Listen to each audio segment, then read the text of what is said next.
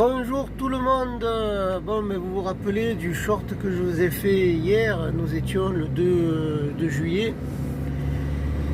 Eh bien, apparemment, j'ai eu la valeur du nombre de licenciements opérés par Microsoft. Et figurez-vous que il y a eu 9000 personnes de licenciées. 9000 personnes de licenciées. Et il me semble bien que c'était déjà la 6e vague de licenciements. Alors je pense que là c'est le pic.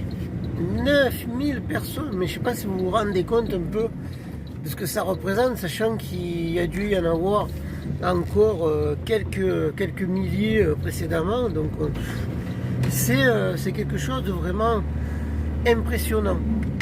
À titre de comparaison, à l'époque de la Wii, chez Nintendo, le président, vous savez ce qu'il a fait quand ils ont eu certains problèmes? En fait, il n'a pas licencié. Alors, il a été obligé de faire quelques licenciements, oui, mais c'était rien comparé à Microsoft. En réalité, ce qu'il a fait, c'est qu'il a pris son salaire et il a baissé tout simplement. Et en baissant son salaire, il a pu sauver 90% de...